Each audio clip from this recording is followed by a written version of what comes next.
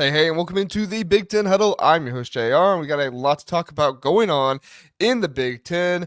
We have another absolute great episode for you with me and Zach Guggenheim back with us once again. Today, we're talking offenses, we're talking spring intel, we're talking all the stuff that you're curious about. And if you didn't see, there was some news that dropped about a former offensive coordinator for Michigan. I did a video on that the night after that news dropped. Well, we're going to get Zach's opinion on it all, talk about the situation, and just overall, just kind of try to cover it as best we can, and move on from there. Because at this point, Zach, I'm okay if we never talk about another scandal ever again. You agree?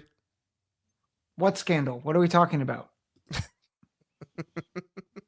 Never again, right? Yeah, never. I don't know. I don't even know what you're talking about. Yeah. Just There we go. There we go. We don't even know. yeah, We don't even yeah. know. So, I would like to say, good. Obviously your show with Jeff went off on Thursday, and I think I'd like to give both of you A+. Well done. thank you. Yeah. Well, look, not every coach got an A+. I know. Kirk Cinetti was the only one. But that makes So us you feel guys, like good podcasters that we got an A+ from you. so you guys are the Kurt Signettis of Thursday night podcasting. There you go. Yeah, I know John loves that. Good evening, gents. Good evening, John. He would love that if we were the Kirk Cinettis of podcasting. Yeah. And there you go. There you go. There you go. There you go. We got Philip here as well. He says SEC buying playoff spots scandal. LOL. That's true. Yup. That's true. John says might as well send Bryce Underwood to Purdue. That's a penalty for all. There you go. Every team gets to pick one player from your roster, and since Purdue finished last year, they get the first draft pick. No. It cannot be every player because Jeremiah Smith has to finish out his time as a Buckeye. No. I'm saying every team gets to pick one player from Michigan. Oh, okay. That's fine. Yeah, That's fine. Yeah. I thought you were saying in general everyone gets a shot, and I'm like, no. No. But no. Okay, that's not fair. Not that way. Dave Greenshield says Zach's without glasses. LOL. Yeah, Zach, you are blessing us with glasses Zach tonight. I mean, what's going on here? Did they break or are they scratched up? What's going on? No. I rarely wear contacts, but I was telling you off air. I was presenting at a different church, and I'd forgotten what the attire was, and so I wore khakis. I don't typically wear khakis to church. I'm one of those people, unless if I'm preaching. Because that matters, right? But very much so, Zach. It matters a lot, and I get offended easily. I do it to care for our congregation because some of them are more traditional. But at this other church, great people. But I was like, I forget what the attire. So I wore khakis and a shirt, and I was like, I think I'll rock contacts today, and I just never took them out. So. Wow. That's why I'm not Mr. Magoo right now.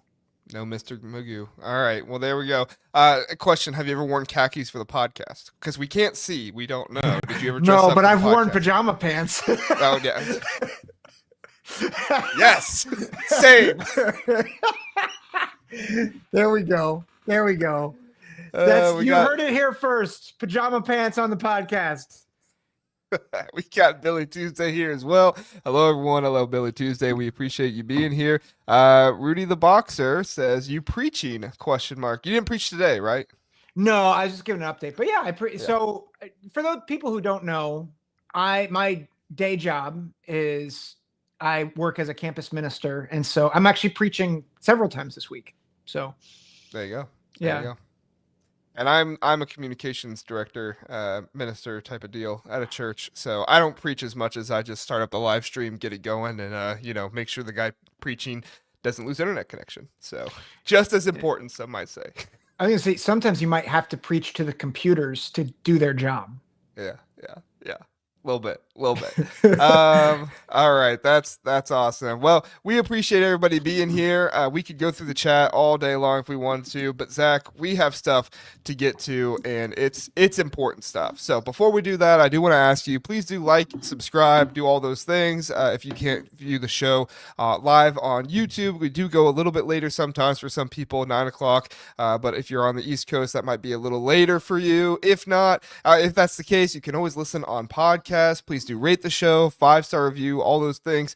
You can actually comment on some podcast platforms as well, or if you're watching this after the fact on YouTube, please do comment. Let us know your thoughts. We do have merch. The NCAA stinks. We have Big Ten Huddle shirts, everything else. If people buy stuff, we will be able to continue to put out more stuff. So obviously we prioritize the NCAA stink shirts, but you can find the links and everything for that in the description. If you'd like to become a member of the Big Ten Huddle podcast, you can do that here on your desktop right down there next to the subscribe button. Hit join. You get to do our monthly call-in show with us. You get to see videos early. We prioritize you in the chat, yada, yada, yada. You get special benefits. And then finally, basketball season's going on right now. So if you are a basketball fan, in addition to a football fan, please do go to the basketball channel. I believe that link is in the description as well. If it's not, it's super easy. The Big Ten Huddle dash basketball. Super simple, super easy. I believe in you. You can do it. All right, Zach, let's get to our first segment here. We have some spring football. I call it spring intel. I don't know what else to call it. Like spring football news doesn't sound as cool. So Intel. Intel, that sounds cooler. So let's talk about some spring intel. Let's focus on a few kind of different players this time. Last time we talked about maybe a few different positions groups and stuff like that. This time we have a few different players that are gaining some more buzz in their practices, whether it's the coaches that talked about them or the media that's talked about them. One of them in particular, Billy Edwards Jr. at Wisconsin, has been noted for his incredible leadership. Luke Fickell said, you study them before you have any idea of who people really are. It's easy to pop on the film and things like that. But he said, I knew that I believed what we've seen, and it was a ball player. Luke Fickell giving his endorsement to Billy Edwards. This is good news for Wisconsin fans. They obviously were a little concerned with bringing him in. They didn't know exactly what they were going to get, but leadership stuff like that from Billy Edwards sounds great. What are your thoughts, Zach? Yeah, I don't know if you heard Luke Fickell be this emphatic in praise of previous quarterbacks he's brought in, like Tanner Mordecai. I'm blanking on the quarterback, Tyler Van Dyke a year ago. Like there was a lot of hype because of past accomplishment, but there wasn't necessarily a ton of hype because of leadership. And we know what Billy Edwards can bring onto the field, right? Like I thought for Maryland, even though Maryland was not as good last year, I did think that Billy Edwards was a bright spot, in my opinion, to I think an overall bad roster and poorly managed team. Although we're gonna talk with Lawrence from 247, he might correct me about that. But in my opinion, he was a bright spot. The fact that he's coming in and providing leadership is huge because I think that team needs leadership. That team needs a leader to get in there and be a dog. And I think that's a big deal for a Wisconsin team that is staring down the barrel of what we've said is easily the hardest schedule in the country. Except if you're like S&P plus or whatever thing you are. But they clearly, if not the hardest, a top 3 hardest schedule in the country. And you have a coach who may not be on the hot seat, but he's on the verge of being on the hot seat.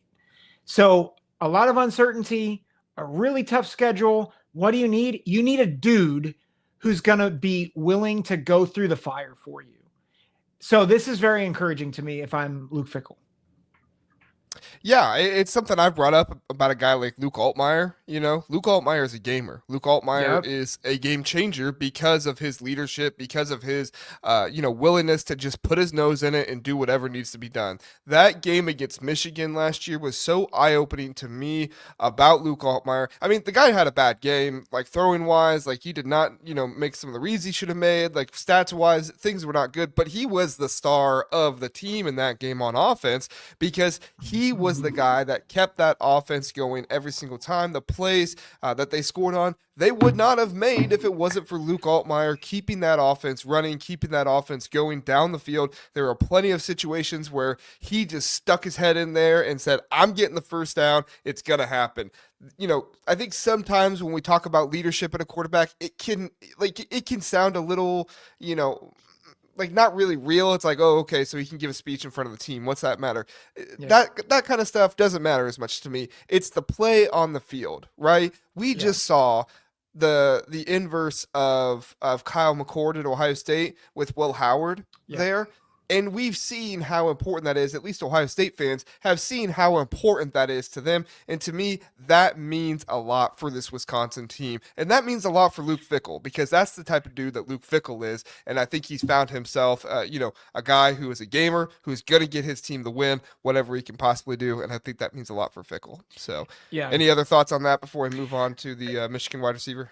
I think your point in that it's that type of leadership that keeps one loss from ballooning to three losses or a bad series into 4 or 5 bad series.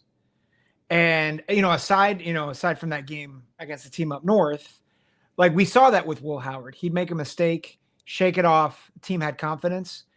It's the same thing for Wisconsin now with Billy Edwards. If he continues to develop, he continues to do this, which is really important going from series to series, game to game, with a schedule that's going to be brutal. Totally. Totally.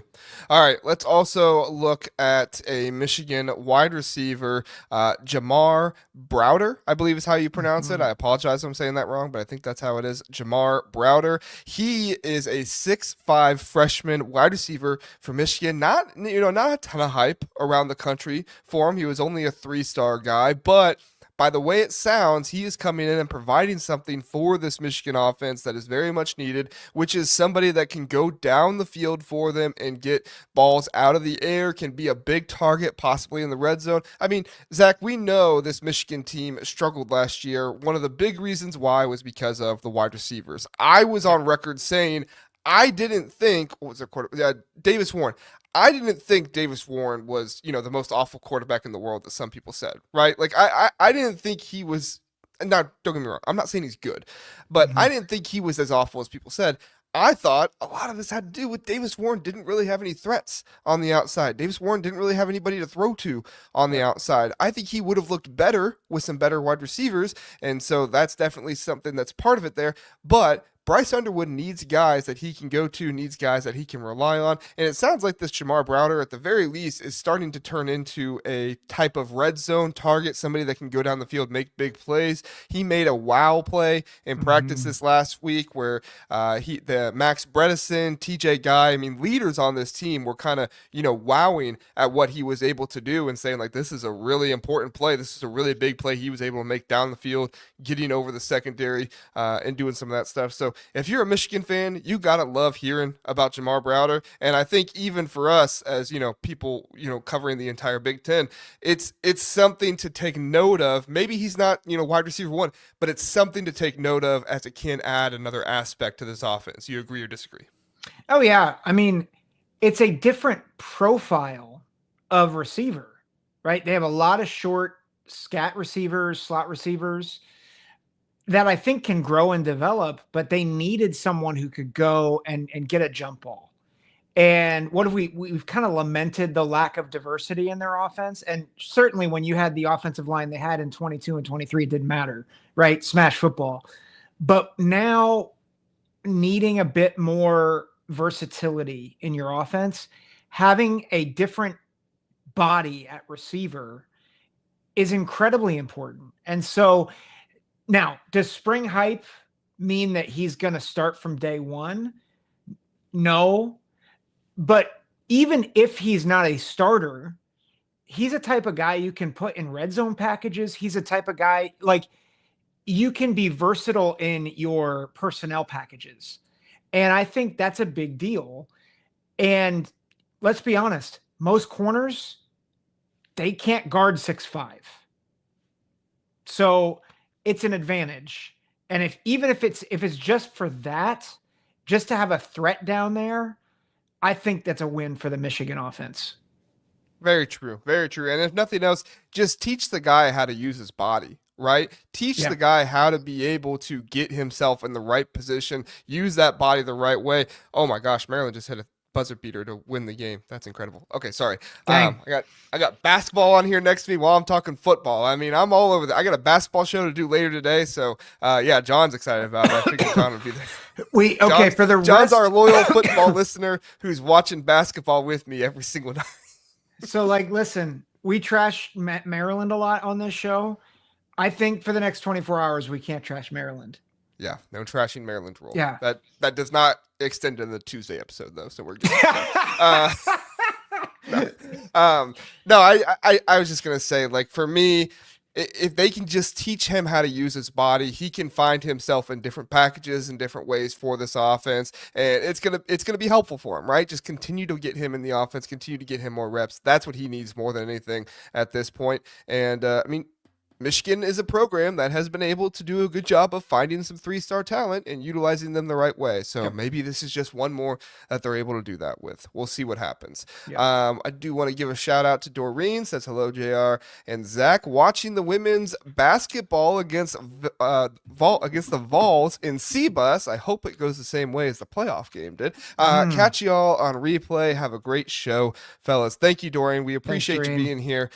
I don't know if I dislike SEC women's basketball, but I'm just going to go out on a limb and say I do. So go Bucks. Amen. Amen. It's the SEC. Yeah, of course we hate it. Exactly. All right. Ohio State here now, Zach. Austin Sareveld got named an Iron Buckeye. So if you don't know what an Iron Buckeye is, this is essentially the award that Ohio State players get in the offseason when they go through their weightlifting, training workouts, stuff like that. It's given to the guys who show, the biggest improvement, the most effort. I mean, a lot of different things, but essentially you have to be exceptional in that area to get that award. Austin Sareveld, as we talked about in the last episode, was getting first-team left tackle reps. Now, if you know anything about Ohio State's offensive line, you know that Sareveld was starting at the guard position last year, and they brought in transferred Ethan Oyanwa to be that left tackle for them. Austin Sareveld wins Iron Buckeye. He finds himself on the first-team left tackle right now for the spring practice and stuff like that. Zach, I still think Ethan Oyanwa is going to win this job eventually, but do you think there could be more of a left tackle battle of brewing here in Columbus with Austin Sareveld, winning the award and showing a little bit more promise possibly? No, and maybe this could be a matter of opinion. If I remember correctly, Julian Fleming won Iron Buckeye a couple years ago, and like Julian Fleming was a great Buckeye. Great player, or just great teammate, but everybody knew he was wide receiver 3. And when Jeremiah Smith came to town, he was wide receiver. I'm going to Penn State, because as hard as he worked in the weight room, he had lost some speed with his injuries. He had struggled with that, and I think the Iron Buckeye Award is for the hardest workers. I think Sareveld is a hard worker, and we saw that a year ago. But I think we have to make sure we don't confuse hardest workers with uber talented and also people who are transferring in. And I think it's especially difficult because Sonny Styles and Jeremiah Smith also won Iron Buckeyes, which should tell you the work ethic of especially Jeremiah Smith is insane. As good as he is, as talented as he is. But I think Sareveld, he's going to be a depth guy. I think he's an important depth guy, really important. But Ethan Oyanwa is many were saying he might have been one of the top tackles in this year's draft and he decided to transfer, that's not someone you replace with a guy who, like, honestly was struggling a little bit at guard this past year. Yeah, I think you're right. I think more than anything, and Billy Tuesday's pointed out that, the Buckeyes O-line right now with the limited scholarships, they are trying to get guys to be multiple as much as possible. I do think if a guy showed that much promise in the offseason and the weight room and everything else, you have to pay up, right? Like, you have to give him some kind of recognition for that. So stick him out there at left tackle at the very beginning of spring football, see how it goes. And right now you have a left tackle in Ethan Oyanwa that you want to make sure he feels like he earns the job as well, and the rest of the team feels like he earns it as well. So to me, it's a win-win. I think less about the left tackle position and more about this just assures to me that Austin Seierveld is going to have an impact on this offensive line for Ohio State. Zach, I don't think I have ever thought of, not ever, at least in the Ryan Day era, I have never been more confident in an offensive line entering into a season for Ohio State. And I think a big reason because of that is because of the returning guards, guys like Austin Seierveld, the transfers they brought in, and Ethan Oyanwa and Phillip Daniels. You agree or disagree? Oh man. I mean, I think the 2019 offensive line was fire. But did you have as much confidence going into the season with them as maybe you do? Because by all accounts, like you said, there's a second round left tackle this year in the draft on this team. There's a interior of the national championship offensive line coming into this. Really, the only question you have is right tackle, and you got a guy in the draft in the transfer portal for that, right? And Phillip Daniels. Yeah, I'll phrase it this way: I am most confident in the versatility of this line. So like, I think Seierveld actually might be someone who could fill in at right tackle if Daniels doesn't step up the way we think he does. Sorry. I'm saying we a lot. On this show, I'm not an Ohio State fan. On this show, I am a Big Ten analyst. I don't think I would see Seierveld maybe fill in more for Daniels as a bigger possibility. And so I'm confident in the versatility. I'm not.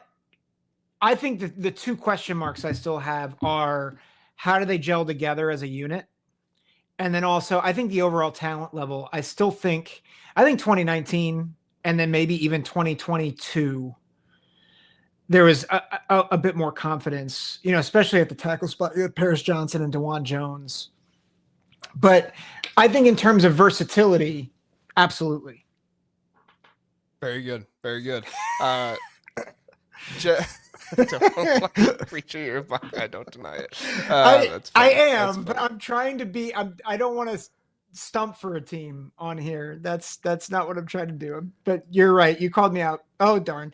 You called me out, Phillip, and I deserved it. So no, we've actually got a number of Michigan fans kind of talking about us on Twitter this past week about how although we are Buckeye fans, we are fair to both teams. They feel like so. Who was saying that? That was right. That was encouraging to me, and I hope the Michigan fans do feel that way because that's what we're trying to do. I don't try to be a homer. I just try to share my honest thoughts about both programs. And at the end of the day, if one of them deserves praise, I'll give them praise, even if I throw it up in my mouth a little bit while I'm saying it.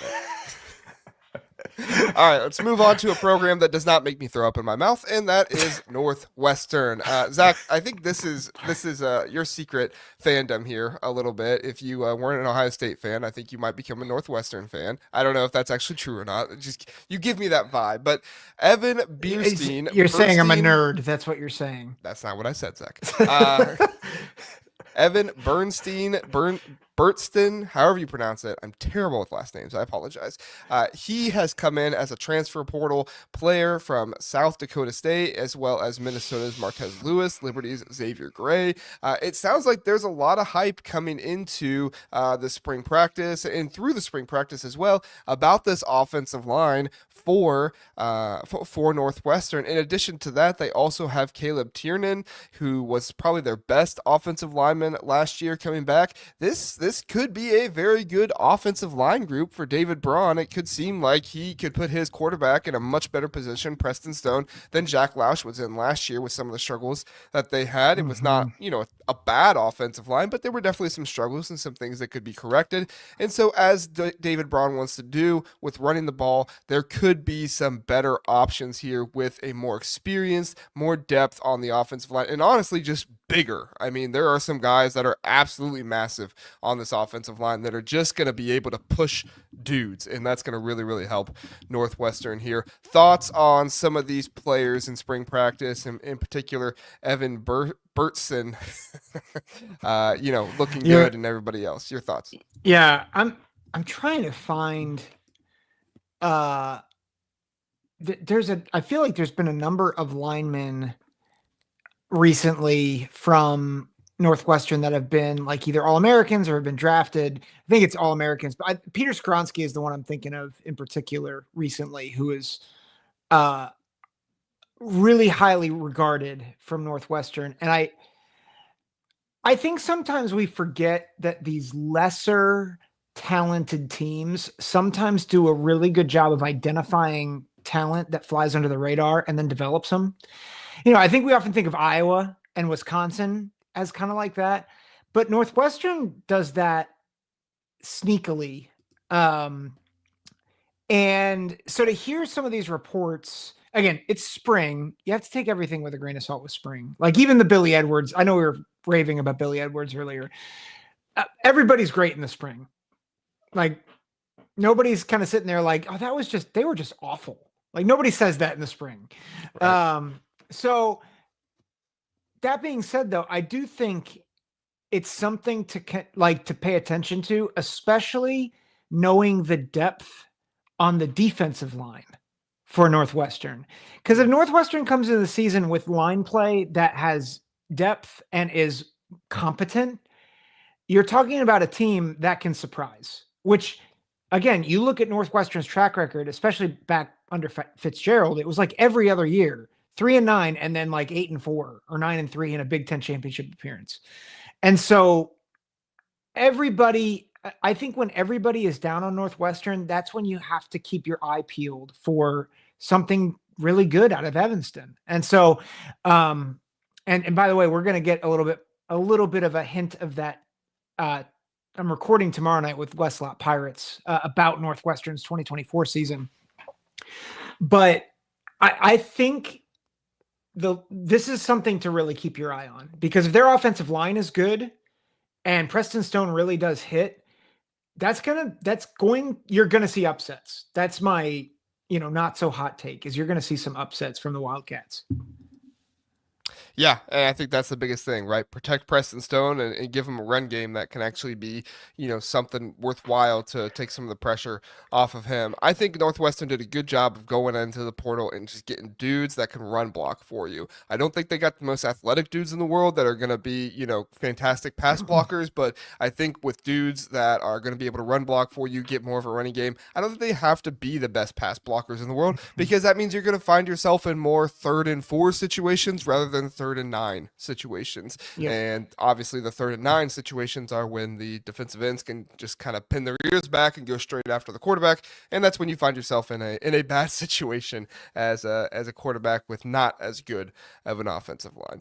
All right, Zach, last one here, and then we will move on to the Matt Weiss discussion. Amir Farrell, he is a safety for Indiana. He has been kind of looked at as stepping into a leadership role so far in the Indiana spring football practices. This is obviously good news for Indiana with the defense that lost some players last year. They're obviously bringing some players back, but the more leadership, the better.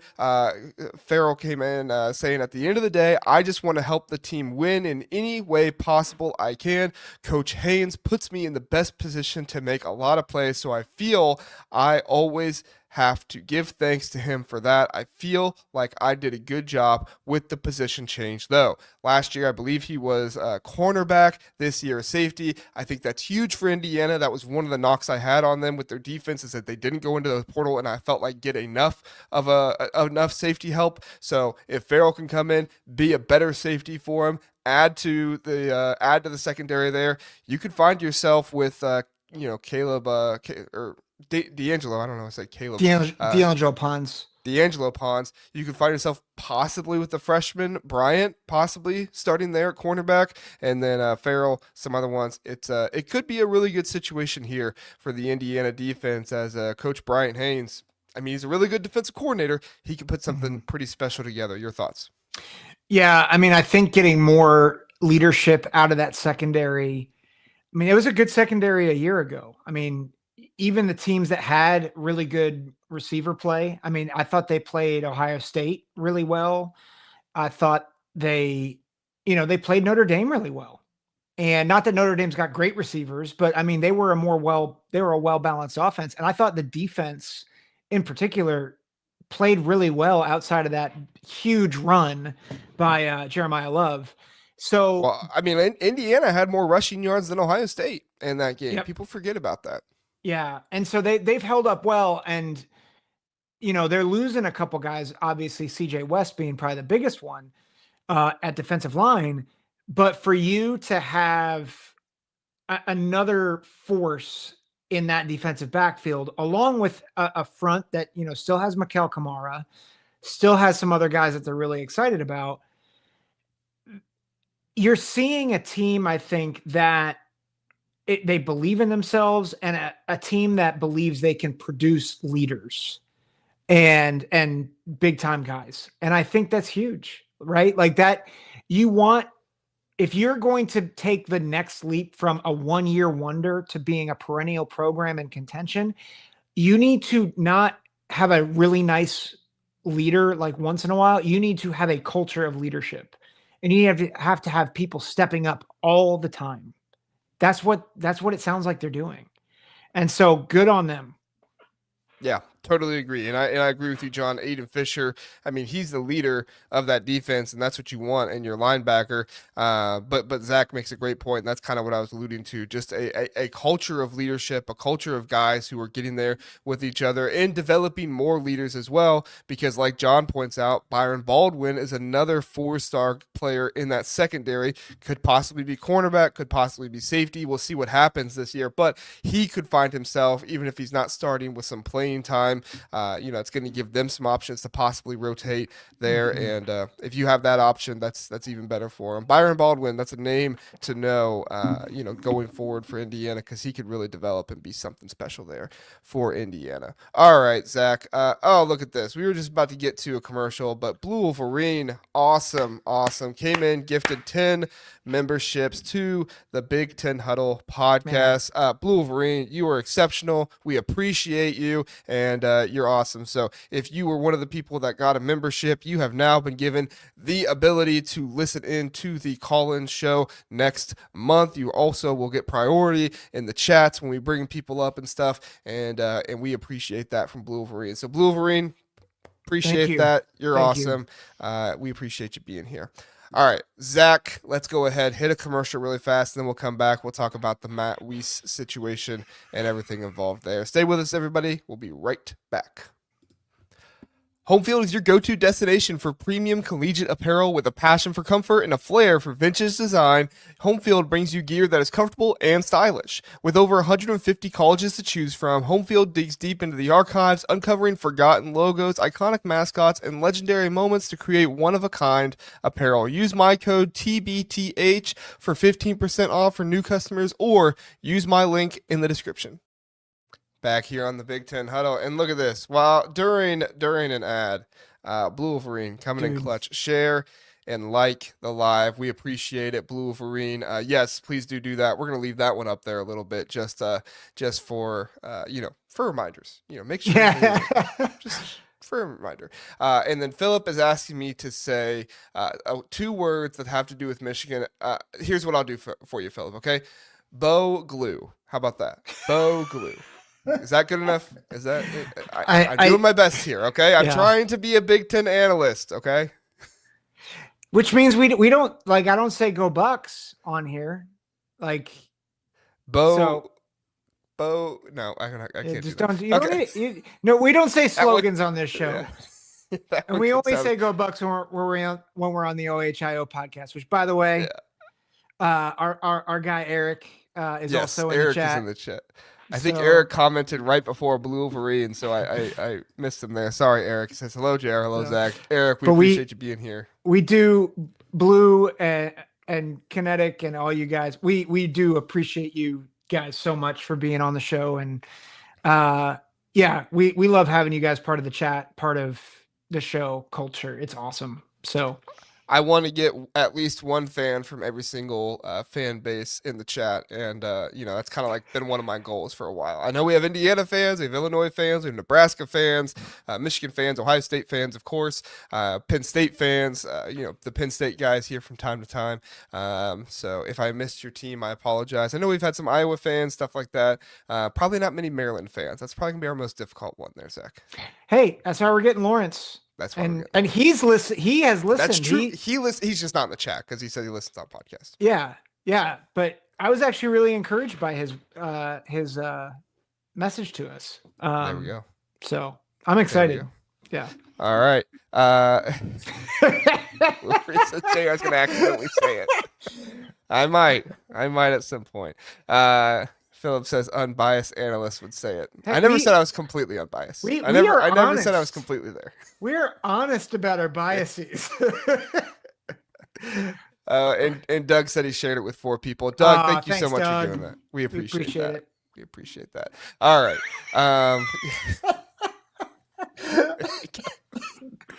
All right. Let's talk a Michigan topic here. I don't even want to talk about this one that much. I already made a video on it. So Zach, I'm going to leave this one more to you a little bit more. Ex-Michigan offensive coordinator, assistant coach Matt Weiss allegedly hacked thousands of athletes' accounts for intimate photos. This came out, I believe it was Thursday. I think it was Thursday. This came out. I'll reiterate exactly what I said at the beginning of the video. Everything here, this is more about sadness for the victims and everything else in my mind. Some people are going to try to turn this into rivalry talk and stuff, and I get that. Obviously we're rivals, but you're not going to find much of that from me personally, just because my heart goes out to those who were impacted by this personally. Whether whatever it was, whatever happened to people, it was obviously a very negative thing. So, I mean, number one, Zach, if you want to speak to that, and then number two, what does this mean for Michigan going forward? Yeah, I think it's just important it's easy in sports to look at everything as, about the game. This is not about the game. This to me, it's not even about the Connor Stallions stuff. I know that there's maybe some connection to it, but I think you have to look at this from the perspective that what Weiss or whatever, however you say his name, this is gross.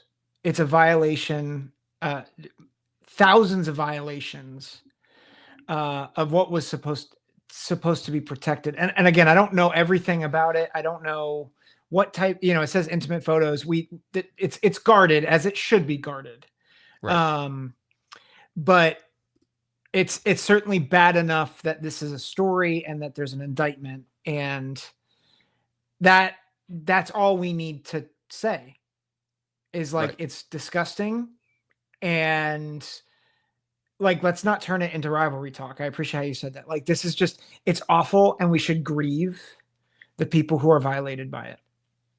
Totally agree. And that's what I posted on Twitter. That was my very first reaction was, let's not turn this into rivalry talk, right? Let's not turn this into, a bunch of sickos up there and everything else, because at the end of the day, if we've learned anything, almost every single program has had some type of incident, and we can say, well, this incident was worse, this incident was not as bad, yada yada.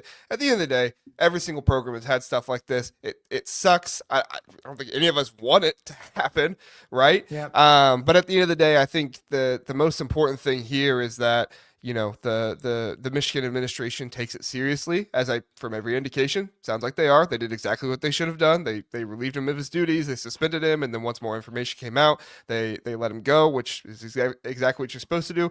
But let's be honest, there have been some other people in that program who have left a bit of a black stain on it. And I think if you're a Michigan fan, more than anything, you just want to figure out how does this happen, right? How do we hire somebody like this? It's not like he got there and then started doing it. He's been doing this since 2015. So what is Ward Manuel doing? What is the football department doing? You can't always know. Like, it's not always on the people hiring, because sometimes you just don't know, right? And there's no evidence to show that it's happening. But at least do some kind of figuring out, okay, how are we hiring people? What can we do to maybe hire people better? And I think every single program should have those practices and be investigating those things, so that you don't run into a situation where you are putting somebody in your program who has power and control to do things like this.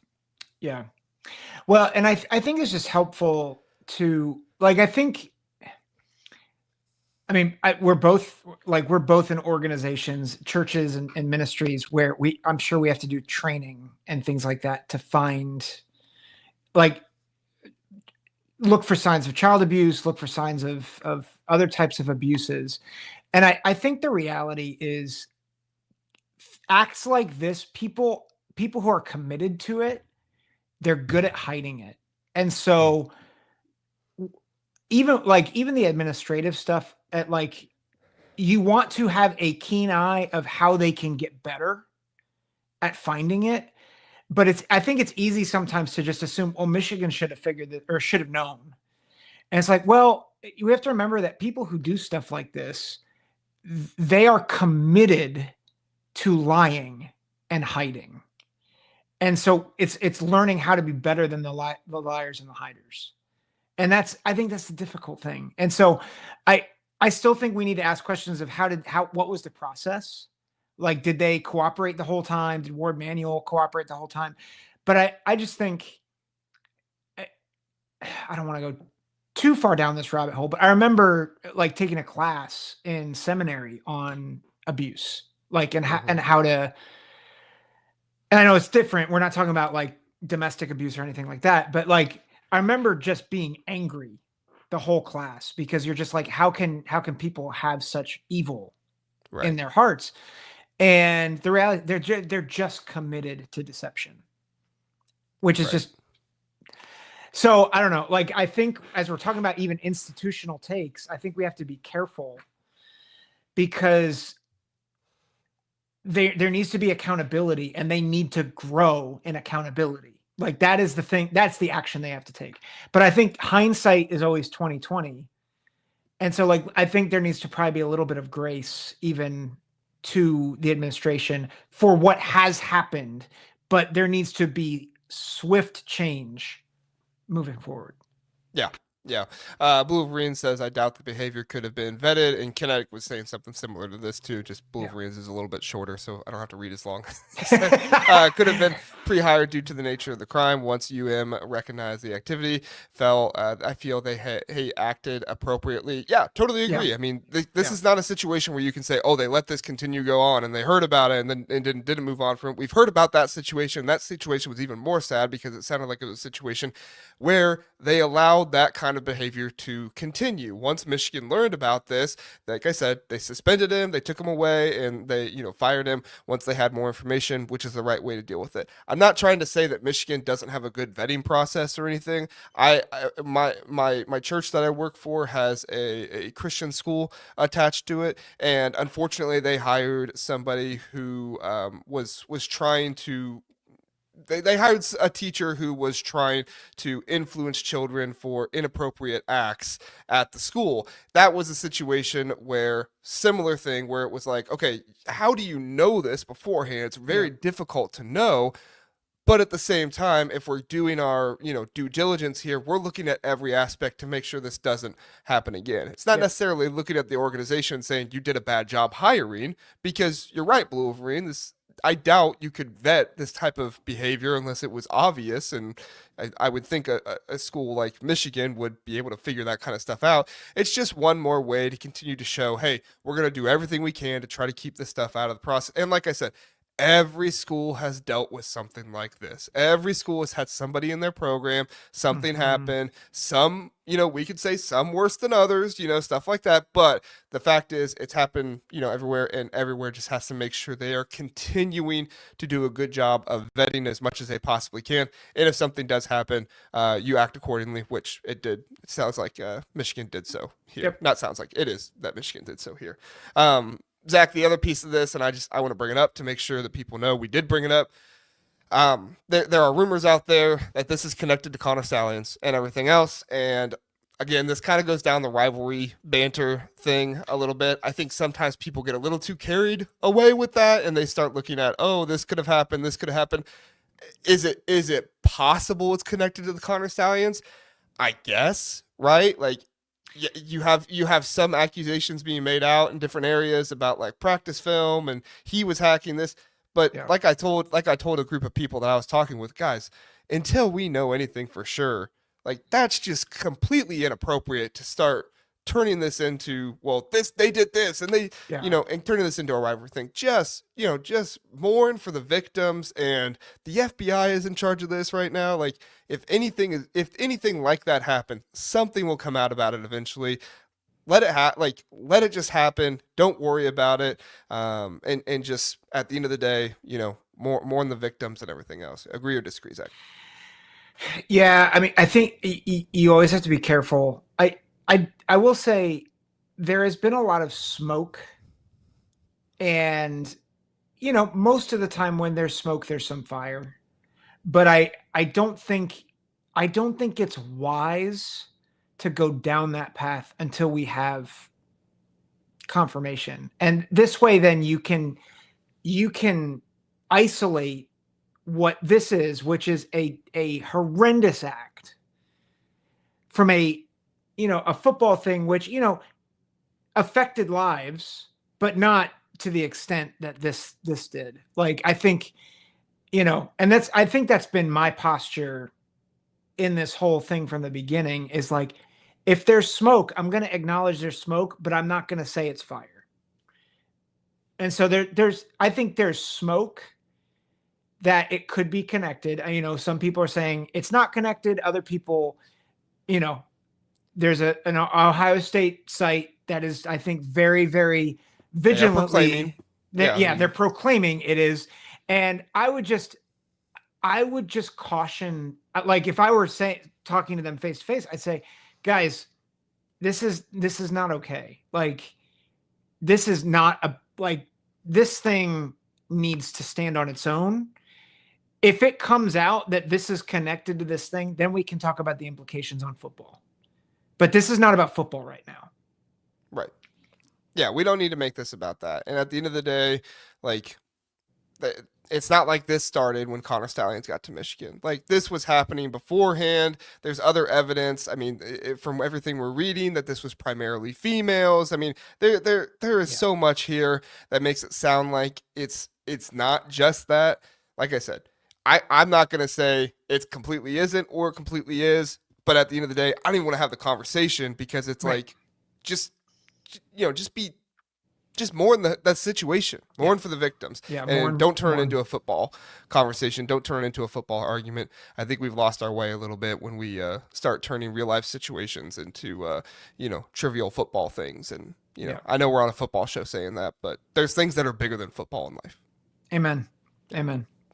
All right, Zach. I think that's enough of that. Unless you have any more thoughts. No. Yep. And like I said, still just allegations. So we'll see. We're waiting for facts and everything else to come out and that. So, all right, everybody, we're going to hit a commercial really fast, and then we'll come back. We'll talk about the offenses in the Big Ten, where SP Plus has them ranked at, and then Zach and I will give our projections for the top 5 in the Big Ten. Stay with us. Have you ever wanted to watch all 22 film, that film the coaches watch? Well, now you can. Introducing the Coaches Film Room. Over at Minutes to Sports, former college coach Zach Smith breaks down film of the most relevant teams in college football with a bit of a Big Ten lead. It's not free, so you'll need to sign up for the Colonel tier, which is $25 a month, but I can attest to you that it is far more worth it than that. With about 4 to 8 games per week, this is worth so much more money, not to mention Zach's analysis, making you a smarter football fan. Go check it out. The links are in the description, minutestosports.com. You won't be sorry. Back here on the Big Ten Huddle. Zach, we've had a bit of a rivalry with SP Plus rankings a little bit. I'd say so much so Bill Connolly decided to respond to some of my displeasure with them on Twitter, and that's fine. Bill Connolly is welcome to his opinion. I am welcome to mine. And then we ended the conversation by Bill Connolly saying, "Well, they are just computer numbers, aren't they?" And I thought, well, then why were we talking about this the entire time? Anyway, we won't rehash the Twitter discussion. What we will talk about is where SP Plus is projecting Big Ten offenses for this next year. Now, SP Plus does have a history of kind of putting things in similar, spots to where they were before. These offensive rankings aren't going to look all that much different than probably what they were last year. And I think year to year, we don't tend to get huge boosts. Obviously, Indiana was one of those huge boosts last year, going from not a great offense under Tom Allen to Kirk Cignetti being a top 5 offense in the Big Ten. SP Plus has Indiana as a top 5 offense again. I'm going to read them off for our podcast listeners, and then Zach, I will let you react on if there are any you feel like are too. We'll say which ones do you feel like are right first. We'll do that. So for our podcast listeners, the SP Plus rankings has Oregon 1, followed by Penn State, Ohio State, USC, Indiana, number 6, Illinois, Rutgers, Michigan, Washington, number 10, Iowa, followed by Maryland, Wisconsin, Nebraska, UCLA, Minnesota, and the bottom 3, Michigan State, Purdue, and Northwestern. Zach, what do you feel like SP Plus has correct here? Not much. All right. Good. What is okay, the much? Okay, let me be I think the top 6 is relatively correct. I don't think it's the right order. Okay. But I have a hard time putting Oregon 1 when you don't know anything about the quarterback. You're replacing your top receiver, top tight end. I don't know. That just feels like they're replacing a lot of the same pieces that Ohio State has to replace. And Penn State doesn't have to replace anybody on offense except, well, Tyler Warren. That's a big deal. But they have a returning quarterback. And so I'm I can understand you thinking Oregon could be won by the end of the season. I don't know how they could be won right now. That doesn't fly with me. I think we were talking off air. I think USC is the one that actually surprises me, though. I'm surprised that Washington is so low. 9th? I think it's probably offensive line. Yeah, that's fair. They got playmakers. They got Jonah Coleman coming back, Damon Williams. He adds to the returning production there. But, yeah, the offensive line doesn't have a whole lot of snaps coming in. They lost a good amount of their offensive line, and they brought some portal guys in. But, that's definitely an area that they're going to try to need to address again in the portal if they have the opportunity to. But and I get that, but Rutgers 7? That feels high. Running game? I mean, the running game does add to the yards per play there. But Monongai's gone. Yeah. They must just really believe in Athan Kaliakmanis. Yeah, well, and I think that's the thing that I'm I think Kaliakmanis has grown, but the receivers, they're okay. I don't know. Nebraska, I know Nebraska offensively has not been great, but Nebraska is the biggest wild card to me because, in my opinion, Nebraska could be top 5. I'm not saying they are top 5. Nebraska could be top 5, but they could also be bottom 5. It's kind of a wild card in this scenario where I am not going to be able to predict Nebraska's Yeah. offense next year. I'm just not going to be able to do it. Yeah. Yeah. So I said not much. I will say this for an opening projection, it's not, I feel like in terms of like where exactly I would slot them, I'm like, it's not great. I think though, in general, I'm like, okay, it's not terrible. Like, Yeah, I think they got the top three teams yeah, right. I don't know if they got the order right, but I think they yeah, got the top three teams right. I think they got 4, 5, and 6 right. I don't think, again, not the right order, but I think they got that right. And then I do think Michigan is going to have the opportunity to possibly get into the top yeah, 6, maybe even battle for the top 5 next year. A lot of it just depends on Bryce Underwood. What is Bryce Underwood going to be? Michigan's offense really struggled last year, obviously because of the quarterback situation, the wide receiver situation, but also just a much more difficult schedule last year. We've mm-hmm. talked about it. Michigan has a more favorable schedule coming into this year. So does that help their offense a little bit more? We'll see. Time will tell. And then also, I mean, Iowa's another one that has the opportunity to be, top half, maybe even top 7, top 8 offense in the conference this year if Mark Gronowski really hits and he really turns into the Mm-hmm. dude that Iowa fans are hoping he can be. If the receivers continue to develop, we know Tim Lester's going to get that offensive line right. They have offensive linemen coming back. He puts an emphasis on that, so that's going to help them a lot there. Mm-hmm. So I feel pretty good about where some of these teams are, maybe just a little bit of shifting here and there. But Yeah, I got to be honest, my biggest gripe with it, Northwestern at 18. I do not think Northwestern will be the worst offense in the Big Ten. I think that they're going to have a running mm-hmm. game. I think Preston Stone's going to be a good quarterback for them, and I think that offensive line is like we talked in the last segment. That offensive line is going to help them. Yeah, yeah. So And I think with that, I think my biggest struggles, there are too many teams that are wild cards that I feel like are maybe being discounted. So Joe R in the chat, he said this, I'm intrigued by MSU and Aiden Childs. I am too, mm, especially with Nick Marsh at receiver. And I get that their offensive line, you know, there are questions about the offensive line, questions in the running game, but I don't know, like I trust that more than UCLA. I trust that more than Maryland right now. UCLA, I was going to bring up. We do need to talk about USC here in a second, but UCLA is Yeah. another one we need to bring up. Tino Sinceri coming in there. Their transfer portal wide receiver, Robinson, I think his was. He did not get his ability to come back this next year, so that does hit their wide receiver depth. That was already a concern for me for UCLA, but Tino Sinceri, Joey Aguilar, him being able to come in there. Do they get a better running game this year? Is Deshaun Foster able to make that happen? To me, UCLA could possibly have a really good offense because of Tino Sinceri.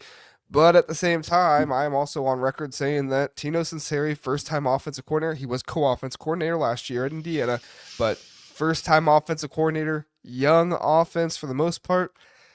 If things don't go right for UCLA, and I'm not predicting this by any means, but if things don't go right for UCLA, they could find themselves 17th or 18th in the Big Ten. And I don't Yeah. think that would be cause for concern about Sinceri. Like I said, it's his first year as a full-fledged offensive coordinator, right? Yeah. We got to give him some time. I guess my question would be, is S&P Plus accounting for coaching? Or is it just No, I accounting for don't think they do. personnel? Because No, I I don't think think they do. that's because I appreciate what you're saying about Tino Sinceri, but I'm just thinking about the ranking, like just the core rankings. And I'm like, man, I don't like I can understand Minnesota being as low as they are, even though I trust that they will be better than that ranking by the end of the season. But they have to replace Daniel Jackson. They have to replace Brosmer. They have to replace Ariante Ursary. So like I get why they are so low. I don't know if I understand Michigan State being as low as they are. I really don't understand Nebraska. Um, Well, again, I think that was, kind of from last year, and then, they had the coaching change, and you don't account for coaching change very much. So yeah, that's fair. Holgerson's going to do a better job than Satterfield did. Yep. Yeah. So, this is kind of a fun thought here. Who would be your bottom three offenses then? I think mine would be Purdue, Maryland. More Maryland hate. There you go. You're I you're don't even barred know. from Maryland hate Yeah, in this I episode, know, right? but that's not I'm really not hate. trying to But hate them. I'm just giving my honest analysis here yeah, because I think they're in a tough situation with their quarterback, and the offensive line is still kind of a question. We'll see what happens there. yeah. Uh, Hard job for Pep Hamilton in year one as the offensive coordinator there. And then honestly, like if things don't go well because of how difficult the schedule is, you might be looking at Wisconsin down there in the bottom three too. Yeah. Before I answer, just to clarify, AJ, these are not our rankings. Yeah, not This is ours. SP plus. SP Yeah, plus. So yeah.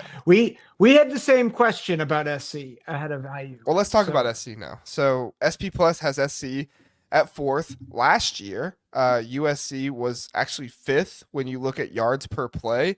When you look at yards per game, they were second. So I mean, this was an offense last year that although they had their struggles with the offensive line and they didn't really utilize a running game that I felt like was really good, or not really good, was better than maybe they thought it was, and they replaced their quarterback in the middle of the year. Metrically, this still finished as a top five offense in the Big Ten. Would you have categorized it as a top five offense in the Big Ten last year, Zach? um oh man, maybe. I think the problem with SC is that they were hot and cold, but B, I think they might have had the yards, but I felt like their efficiency was awful. Mm-hmm. And that was true, especially with Miller Moss, because they were asking him to throw like 60 times a game. So like they'd have 400 passing yards, but it's like, dude, you're averaging 6 yards an attempt. So it's hard to know how to rank SC because they're inefficient. Right, right. Uh, PK says Tino was QB coach. He was QB coach and co-offensive coordinator last year. So he got that title. I think he was just QB coach at James Madison, and they gave him the co-offensive coordinator title as well. But yes, and that's another reason why you could feel good about UCLA is what he did with Curtis Rourke and everything there. Mm-hmm. I really believe that probably the USC belief there is just because it's Lincoln Riley, right? I Yeah. mean, Lincoln Riley, he's always going to be able to scheme up some things on offense. Maybe it's not the most efficient thing in the world, but they're going to put up yards. We'll see if that's the same case this year. I think they're going to have to adjust to the game. They're going to have to adjust having a better defense this year, I think, with D'Anton Lynn. So I don't know if it'll be top four, but, metrically, they always seem to put up yards. They always seem to put up, stats. So we'll see. We'll see there. So some people talking about Indiana could possibly be higher than fifth. Indiana does return, some wide receivers. I think they bulked up on the offensive line, got better there as long as the offensive line stays healthy. I feel good about that situation. Yeah. Robin Himby coming in from Maryland. Obviously, Fernando Mendoza. We talked about him last time. I like Indiana to be a top five offense in the Big Ten. I think when you get into ranking those, it's kind of a crapshoot a little bit, but it would not surprise me at all if Indiana has a better offense than Penn State next year. And that's with, third year starting Drew Aller and Nicholas Singleton, Katron Allen there. It's because Indiana's offense might actually be more versatile, right? You have receivers who can give you problems in Elijah Surratt. Like you have I think that's the biggest question mark for Penn State is who's your premier pass catcher. And I know people will say Luke Reynolds, and they're excited about is it Lane? No, not Lane. Who's the USC transfer that went over to Penn State? Kyron Hudson. Yeah, Hudson. Ross, the other transfer wide receiver coming in.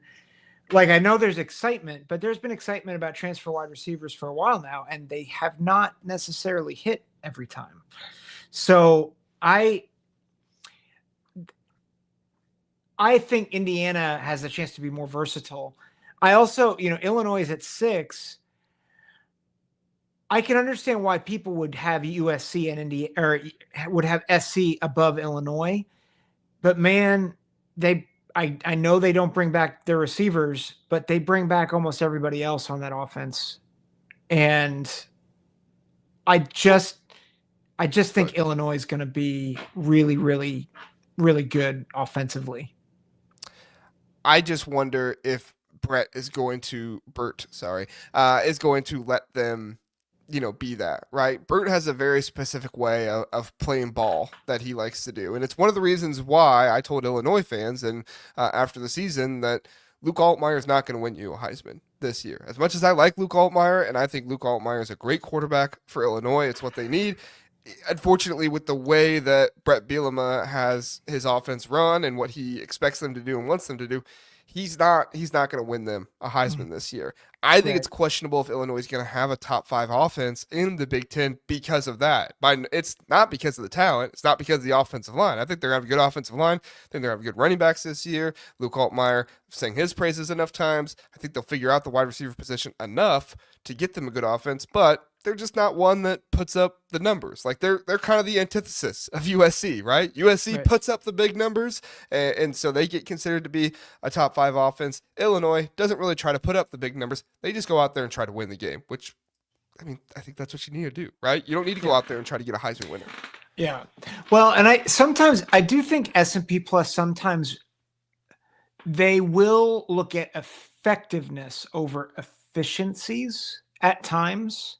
Sometimes. So it would be more about their effectiveness as an offense. And so if they're averaging 5 yards a carry and like 8 yards an attempt, but they're only throwing 20 times a game, I think that's still going to be a more effective offense than SC. All right. You ready for top 5 offenses here? Yep. All right. I'll go first. Okay. My top 5 offenses are number 5, Michigan, number 4, Penn State, number 3, Indiana, number 2, Oregon, number 1, Ohio State. Okay. And I'm not trying to disrespect Penn State by saying that. I just there have some there are some questions. I have more questions about Penn State and their passing game and some of that stuff than I do about Indiana and the coaches they returned, some of the players they brought in, bolstering up the offensive line, some of that stuff. And I mean, sue me. I think Bryce Underwood's going to be good this year. I think he's going to have a good season. I'm not saying he's going to go out and win the Heisman or anything like that, but I don't think they paid all that money for a mid-tier quarterback, Zach. I'm just going to say it. I don't think they paid all that money for a guy to come in and just be mid. I think it's fair. Yeah. You're having me question some things now about my own list. You just do yours. Don't think about mine. You just do yours. Yeah. What was your top 5? So honorable mention, Michigan and SC and Washington. Like those are my 3 on the cusp. So like those are your 5 spot a little bit. 6, 7, 8. Like, okay. Yeah. Or tied for 6th, I'll say. 5th, I do have Illinois. 4, I will say I'm just thinking about switching it, but I'll say Indiana 4, Penn State 3, Oregon 2, Ohio State 1. Do you believe that Penn State's going to figure out the wide receiver situation? I mean, we're arguing little things here. I had them 3, you had them 4. Again, I had the Indiana 3, you had Indiana 4. Like I think there's more sure things currently for Penn State. But I think that Indiana could easily take the number 3 and even the number 2 spot. Like I'm not like Oregon is a lot more about what I've seen over the course of years culturally. But I think like if Oregon struggles the first couple games, like I could see Indiana being 2. Yeah. But I just think Oregon has earned the right offensively to be a top 2 offense in the league until otherwise. Yeah. Kinetic brings up a point here that I didn't make because I was kind of rushing through a little bit. But I mean, how do you deny Haynes and Marshall, right? We talked about this that's as being a really top 3, good point. As being a top 3 duo in the Big Ten. this season with them. So, I mean, that's going to be a really strong running back duo for them if they can improve at the wide receiver spot. And I think that offensive line is going to get better. I was a little critical of, not going out and getting as much in the portal and on the offensive line. I felt like they could have done more there, brought in some more competition, but maybe they just really believe in their guys. Maybe they just really think these guys are going to develop. They're going to get better. If anybody has an eye for offensive line talent, it's Sharon Moore. So I trust him a whole lot more to know if he needs an offensive lineman in the portal than if he needs a quarterback in the portal, right? Do you know how much I'm kicking myself now? I don't think Michigan's a lock at top 5 because no, I but mean that's quarterback could go elite. wrong, and Mikey Keene if he starts, what does that look like if he struggles for 2 games and then they have to put Bryce Underwood in for him? But how many running back duos are better than that in the like Penn State? Maybe you could make an argument. No, I don't think you can't make an argument for Ohio State. It's Penn State and then Michigan. Like that's Ohio State's just not proven yet. James Peoples didn't do anything last year. And CJ Donaldson, he was a fine back at West Virginia, but he was nothing. He wasn't Haynes. He wasn't Marshall, and I realized Marshall didn't play a ton last year, but we saw him in the bowl game and he looks like a really good runner in the bowl game. He's fantastic. I think I would switch Michigan and Illinois. Oh, okay. All right. Switching it up now. All right. Yeah. I convinced you. Well, I was thinking about the quarterback. I kept thinking about the quarterback thing. And I'm like, I think Bryce is going to start. I don't know. Like starting even really elite freshmen can be dicey at times. Which, we saw at Nebraska this year, right? Like everybody was excited for Raiola. I thought about that too, but I trust Chip Lindsey more than I trust Marcus Satterfield. And I think that's a really good point. I think an even better point, Justice Haynes and Jordan Marshall. Right. And it's not like Nebraska had bad running backs last year. Johnson and those guys back there, they did a fine job. They're just not Marshalls and Haynes, in my opinion. Yeah, no, it's so. Yeah. So it's going to be interesting. I think the top 4 is pretty well set for next year. I mean, obviously, we'll see what happens. Like I said, if Indiana struggles with some health on the offensive line, that could impact things for them. But they stay healthy. I feel like they're probably a top 4 offense in the Big Ten again. And then you look at SC, Illinois, Michigan, Washington, a dark horse to be up there as well. That offensive line situation gets settled. And then, like I said, Nebraska's the biggest wild card, in my opinion. Could be 16th, could be 5th. Everywhere. So I can never run away from this. This is just you're gonna have to pick against them every year this year. Philip's gonna revolt. Illinois is gonna be the number 1 offense in the country. Luke Altmaier is gonna throw for like 5,000 yards. It's over. Well, we're gonna have to do a better job of tracking our picks this next year. We did our picks and everything, but we didn't track. Don't do that. Why didn't say we tell anybody? Okay. I didn't say we tell anybody. I'm just for me and you. Yeah. If we do well, we'll tell people. If not, move on to the next game. Oh. All right. Man. Let's see. I do want to point out, Zach. I won. By PK standards. PK liked my top 5 better. I didn't think we were doing a competition, but PK made it once. So PK, thank you. I will always accept a win. So, what does the winner get? Pride. Oh, okay. Yeah. I humbled myself before you. All right, Zach. Good show tonight, Zach. Everybody, we appreciate you being here. Zach, any final thoughts or anything before we get out of here? There is this. I do need to post that again. Thank you for the reminder, Philip. We have people here that have not filled it out yet, so we need to do that. I love how it's update on coaches' wrestling ratings and why Bert is the only 5-star. Yeah, so Bert actually got a 3-star vote by somebody. These are anonymous, so we don't know. What? Kirk Signetti had Kirk Ferentz got a lot of 1 stars. Right now it looks like Kirk Ferentz is leading the 1 stars. Matt Rule, not a lot of love for Matt Rule wrestling. He got some 1 stars as well. I feel like that's kind of surprising. Yeah, where's Ryan Day at? I'm curious what people think about Ryan Day. The, Ryan Day got some 1 stars. yeah, Only 3 though. Only 3. people do So, think he's soft though. but Like, he also got a 4 star though. So, you know, mm, yeah. Let's see what else here. Greg Schiano got 4 1 stars. I was surprised by that. that's shocking to me. Yeah. Like, Oh my gosh. Okay. Person who has every single person has given them a 1 star. Can you guess who it is?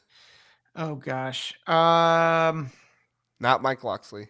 Yeah, no, it wouldn't be Mike Loxley. Um, Think of the inverse of, or not the inverse. Think of the similarity to Ryan Day. James Franklin? No, Lincoln Riley. Oh, no, that makes total sense. Yeah, people are not believing in the Lincoln Riley wrestling. So, Nope. all right, I'm gonna put the link in the chat. If you are in the chat, please do vote for the coaches wrestling ratings. So what we're doing is we are planning a show with probably some of the most fun people that join the show. Dylan, Eric, Kent, a casual Big Ten, Zach, and I will be there. Obviously, we are fun as well. We're not all serious business, okay? But we will go through and we will seed all of the coaches based on your rankings. Whatever your rankings are, we will seed them, and then me, Zach, those 3 guys, we will come on here and we will go through tournament style bracket. Hopefully sooner rather than later. Otherwise, March is gonna kind of wear off on us. But yeah, we'll do that here coming up. I'm gonna try to get at least 20 responses. I want to make sure this is very scientific. Want to make sure we get a lot of responses. So try to get 20 and we'll go from there. So Zach, any thoughts on the seeding for the wrestling? It just Bielema has to be 1. Like, I feel like that's clear. Everything else, I'm like, I think right now he is. Bielema has a 4.57, and nobody really comes close. Oh, somebody is filling it out currently as I speak. They are changing the numbers as I'm looking at them. This is interesting. Yeah, it looks like Bielema will be the 1 seed by far. Yeah. Luke Fickle got 5 votes. The wrestler, the state champion. See, I would think Bielema and Fickle would be 1 and 2 easy. Like, I don't. Can someone explain to me why Fickle's getting 1 votes? I don't know. Maybe somebody in the chat will own up to their vote. Yeah. Now also, we got the votes rolling in now, Zach. We're getting near 20. Great job, everybody. Sorry, Blue Wolverine put this, and I need to check. I don't know who Murr is. I've never seen it. James Murray. Oh, from Impression. I've actually never seen that show. With your glasses off, it is totally there. I see it, Blue really? Wolverine. That is awesome. With your glasses off, yes. I don't know. I'm looking at his picture right now. First of all, he's 48. I feel a little offended because I'm only 38. So I'm feeling a little, Zach, sensitive about my age here. I'll say this to make you feel better. If there was a wrestling bracket between you and Murr, I would pick you. Yes. Yeah. Okay. I feel better now. Okay. There you go. Thank you. Thank you. No, I guess, especially with my receding hairline, I can see it. Who do you think is second? These numbers are changing as I speak, so it's a little hard to know, but there's 2 that are vying for second very close right now. Who do you think is second behind Bert? Oh, man. Northern schools? Schiano and Fickle? No, not Schiano. No, Fickle and Schiano both got a bunch of 1-stars. I know, but I'm trying to think who would be 2 and 3. Dan Lanning and PJ Fleck. Those 2 over Schiano and Fickle? What are we doing? Sorry, I shouldn't. Schiano's getting a little older. Yeah, you should not. You're trying to change the ratings right now, Zach. Insider trading. Don't do that, Zach. Yeah, that's fair. That's fair. Yeah. I'm criticizing our fans, and I'm sorry. And also, Blue, I'm just messing. I know you're not meaning any offense. I think it's hilarious. So I appreciate it. I loved it. Whether he was offended or not, I loved it. I was not Deshaun Foster offended. also. Deshaun Foster. Actually, somebody just voted Deshaun Foster second right now. So That's fair. Like he's played in the NFL. Yeah. Yeah. I I can see landing in Fleck. That makes sense. Like as Fleck with the bald look, like when he had hair, he looked like a Boy Scout.